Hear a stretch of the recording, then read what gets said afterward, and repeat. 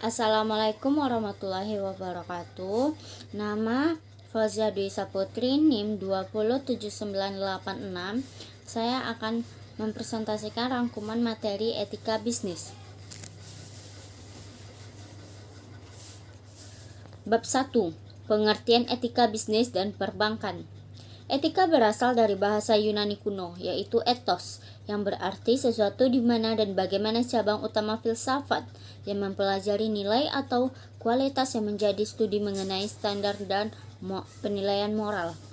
Etika bisnis adalah cara dalam melakukan kegiatan berbisnis yang mencakup aspek-aspek yang berhubungan dengan individu, perusahaan maupun masyarakat. Etika dalam bisnis dan perbankan terkait dengan moralitas atau perbuatan moral yang diartikan sebagai perbuatan baik dan perbuatan buruk dalam kegiatan bisnis atau perbankan. Bab 2. Etika bisnis selaku pemikiran filsafi. Menurut Dr. Randes O.P. Simorangkir dalam bukunya Etika Bisnis, Jabatan dan Perbankan tahun 2003, etika berasal dari bahasa Yunani kuno, ethos atau tunggal atau taeta dalam kurung jamak, yang berarti watak, kebiasaan, dan adat istiadat. Pengertian ini berkaitan dengan kebiasaan hidup yang baik pada diri seseorang maupun masyarakat yang diwariskan dari satu generasi ke generasi lain. Istilah bisnis yang akan kita pakai adalah mencakup setiap dan semua transaksi ekonomi antara perorangan, organisasi, dan lembaga yang mencari laba. Istilah bisnis akan mencakup segala macam kegiatan untuk memproduksi, menjual, membeli barang-barang dan jasa demi laba. Etika bisnis adalah bagian dari filsafat. Secara garis besar, pengertian filsafat, etika, dan etika bisnis berhubungan erat satu sama lain. Secara tradisional, pemikiran filsafi terbagi dua bentuk kegiatan rasional, yakni A. Bersifat analitis. Filsafat meneliti secara rinci, maka istilah-istilah keberlakuan argumentasi, sifat, serta asumsi yang membagi-baginya dalam komponen-komponen. Filsafat tertarik kepada pertanyaan asasi, misalnya mengenai hak realitas, makna pengetahuan, dan sampai di mana pengetahuan itu dapat diandalkan, hakikat, nilai-nilai, dan lain-lain. B. Berbentuk sintesis. Para filsuf menyusun suatu pandangan menyeluruh yang menggabungkan dan mengintegrasikan berbagai masalah satu sama lain, serta sejauh mungkin membuat bagian-bagian dari pengalaman kita menjadi jelas dan terang, menghubungkan penemuan ilmuwan, seniman, dan pengalaman manusia pada umumnya dalam suatu kebulatan yang dapat dimengerti. Bab 3. Pengambilan keputusan etis. Secara garis besar, pengertian keputusan etis adalah pengambilan keputusan etik, merupakan salah satu proses dari pengambilan keputusan yang di dalamnya terdapat ilmu, kedudukan, dan etika. Faktor-faktor yang mempengaruhi pengambilan keputusan etis. 1. Tahap pengembangan moral. 2. Lingkungan organisasi. 3. Tempat kedudukan kendali. Langkah-langkah pengambilan keputusan etis. 1. Menentukan fakta-faktanya. 2. Identifikasi pemangku kepentingan dan lihat situasi dari perspektif mereka. 3. Mempertimbangkan alternatif yang tersedia. Orang berbicara tentang imajinasi moral. 4. Pemikiran tentang bagaimana suatu keputusan dapat mempengaruhi para pemangku kepentingan, membandingkan dan mempertimbangkan alternatif berdasarkan konsekuensinya, kewajiban, hak, prinsip, efek pada integritas dan karakter pribadi. Buat keputusan, pantau hasilnya.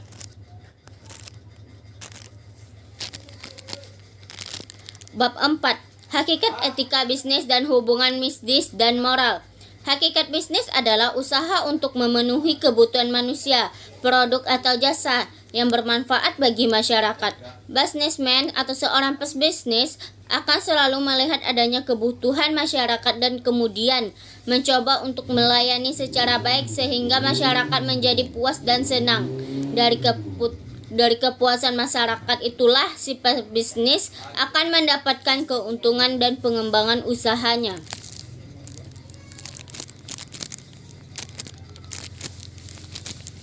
Hubungan bisnis dengan moral adalah sebuah realita atau kenyataan yang setiap saat, setiap hari dialami meskipun tidak secara eksplisit. Pendapat yang menyatakan bahwa bisnis itu tidak ada hubungannya dengan moral adalah suatu mitos. Prinsip-prinsip etika bisnis: 1. Prinsip kejujuran, 2. Prinsip integritas moral, 3. Prinsip kesetiaan, 4. Prinsip otonomi, 5. Prinsip saling menguntungkan, dan 6. Prinsip keadilan. Bab 5. Pertanggungjawaban moral dan masalah pengawasan moral. Pertanggungjawaban moral. Tanggung jawab moral adalah kemampuan seseorang dalam menjalankan tugasnya serta memberikan tanggapan dari pemustaka berdasarkan prinsip-prinsip etis. Masalah pokok yang menjadi pengawasan dan perhatian dalam perusahaan yang menjadi sasaran kritik moral. 1. Status moral perusahaan. 2. Pertanggungjawaban moral dan perusahaan. 3. Struktur perusahaan ditinjau dari segi moral. Bab 6. Pentingnya etika dalam berbisnis. Etika bisnis merupakan cara untuk melakukan kegiatan bisnis yang mencakup seluruh aspek yang berkaitan dengan individu, perusahaan, dan juga masyarakat. Etika bisnis dalam suatu perusahaan dapat membentuk nilai, norma, dan perilaku karyawan, serta pimpinan dalam membangun hubungan yang adil dan sehat dengan pelanggan atau mitra kerja, pemegang saham, dan masyarakat. Etika bisnis perusahaan memiliki peran yang sangat penting, yaitu membentuk suatu perusahaan yang kokoh dan memiliki daya saing yang tinggi, serta mempunyai kemampuan menciptakan nilai yang tinggi, di mana diperlukan suatu landasan yang kokoh untuk mencapai itu semua. Tujuan etika bisnis adalah untuk menjalankan dan menciptakan sebuah bisnis seadil mungkin, serta menyesuaikan hukum yang sudah dibuat. Selain itu, juga dimaksudkan untuk menghilangkan ketergantungan pada sebuah kedudukan individu maupun perusahaan. Bab 7. Etika mencapai laba yang layak. Macam-macam etika mencapai laba yang layak. 1. Pertanggungjawaban sosial. 2. Pertanggungjawaban dunia bisnis. Golongan masyarakat barat tradisional berpendapat bahwa dunia bisnis sifatnya ekonomik. 3. Etika laba tugas suatu generasi menciptakan lembaga ekonomi untuk masyarakat dan pribadi.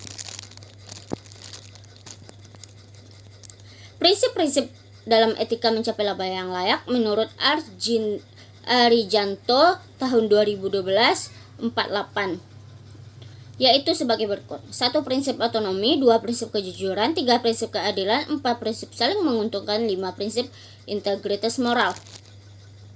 Bab 8. Azas-azas etika jabatan. Etika jabatan atau kode etik merupakan ketentuan-ketentuan atau standar-standar yang mengatur perilaku moral para aparatur. Etika jabatan atau kode etik berisi ajaran-ajaran moral dan asas-asas kelakuan yang baik bagi aparatur dalam menunaikan tugas dan melakukan tindakan jabatan. Azas-azas etika jabatan. 1. Azas kepastian hukum. 2. Azas ketertiban penyelenggaraan negara. 2. Azas kepentingan umum. 4.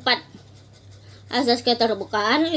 Azas profesionalitas. 6. Azas proporsionalitas. 7. Azas akuntabilitas. 8. Azas efisiensi. 9. Azas efektivitas. Bab 9. Etika perbankan.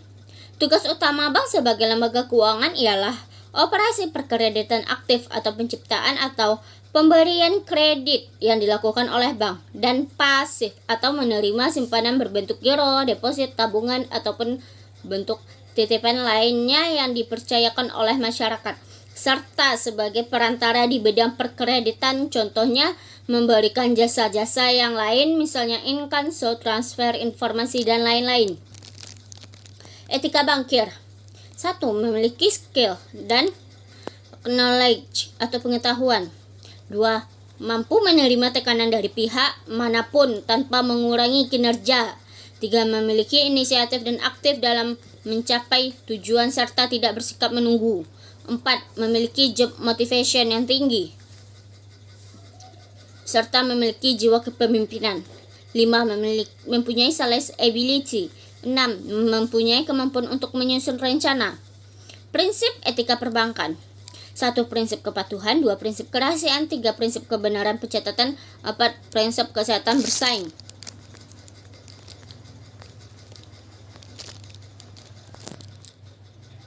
Bab 10. Integritas bankir nasional. Integritas adalah kata yang berasal dari bahasa Latin yaitu integer yang artinya utuh dan lengkap.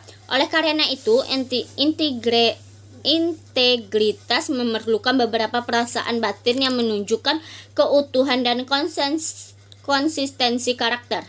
Dalam pengertian singkat, integritas artinya konsep konsistensi tindakan, nilai, metode, ukuran, prinsip, harapan, dan hasil. Dalam etika, integritas dianggap sebagai kejujuran dan kebenaran atau ketepatan tindakan pada diri seseorang. Agar bisa menjadi bankir yang profesional, pendidikan saja tidak cukup. Bankir harus memiliki kemampuan untuk dan memiliki motivasi yang tinggi. Selain itu, bankir juga harus siap dan mau menerima tekanan dari pihak intern bank maupun dari pihak ekstern. Karakteristik bankir yang berintegritas: 1. Ketulusan. 2. Konsistensi. 3. Keteguhan hati. Bab 11. Etika dalam praktek bisnis. Dalam dunia bisnis, etika memiliki peran penting bagi perjalanan organisasi bisnis. Bisnis merupakan aktivitas yang memerlukan tanggung jawab moral dalam pelaksanaannya, sehingga etika dalam praktik bisnis memiliki hubungan yang sangat erat. Bisnis tanpa etika akan membuat praktik bisnis menjadi tidak terkendali dan justru merugikan tujuan utama dari bisnis itu sendiri. Dalam praktik bisnis perlu diperhatikan etika-etika sebagai berikut. 1. Pengendalian diri. 2. Pengembangan tanggung-jawaban sosial. 3. Persaingan yang sehat. 4. Konsisten dan konsekuen. 5. Jujur. 6. Bersikap dewasa. 7. Bertingkah laku baik. 8. Menyebutkan nama. 9. Menggunakan pakaian rapi. 10. Menggunakan bahasa yang baik. 11. Bersikap sopan. 12. Berdiri saat berkenalan. 13. Menyebutkan nama klien dengan baik. 14. Hadir tepat waktu saat janji temu. 15. Tidak segan mengucapkan terima kasih. Bab 12. Etika dalam praktik akuntansi manajemen dan akuntansi keuangan. Akuntansi manajemen adalah disiplin ilmu yang berkenaan dengan penggunaan informasi akuntansi oleh para manajemen dan pihak-pihak internal lainnya untuk keperluan penghitungan biaya produk, perencanaan, pengendalian, dan evaluasi serta pengambilan keputusan. Akuntansi keuangan merupakan bidang akuntansi yang mengkhususkan fungsi dan aktivitasnya pada kegiatan pengolahan data akuntansi dari suatu perusahaan dan menyusun laporan keuangan untuk memenuhi kebutuhan berbagai pihak, yaitu pihak internal dan eksternal. Bab 13. Etika profesi akuntansi. Etika profesi akuntansi adalah suatu ilmu yang membahas perilaku perbuatan baik dan buruk manusia sejauh yang dapat dipahami oleh pemikiran manusia terhadap pekerjaan yang membutuhkan pelatihan dan penguasaan terhadap sesuatu pengetahuan khusus akuntan. Prinsip etika akuntansi: 1. Tanggung jawab profesi. 2. Kerahasiaan. Bab 14. Mengelola risiko etika dan manajemen krisis. Risiko etika merupakan suatu kemungkinan dilanggarnya etika yang disebabkan oleh ketidakmampuan perusahaan atau institusi dalam memenuhi harapan stakeholder supaya suatu organisasi atau perusahaan tetap dapat bertahan hidup. Perusahaan dan profesional wajib menjalankan manajemen risiko etika. Manajemen krisis adalah proses pembahasan organisasi dengan sebuah peristiwa yang mengancam dan merugikan organisasi. Dalam bisnis terdapat dua jenis krisis, yaitu 1. Krisis keuangan, krisis yang terjadi karena perusahaan memiliki masalah keuangan. 2. Krisis komunikasi, terjadi karena pemberian negatif yang kemungkinan berimbas buruk dalam dalam perusahaan. Sekian hasil rangkuman presentasi saya. Terima kasih. Wassalamualaikum warahmatullahi wabarakatuh.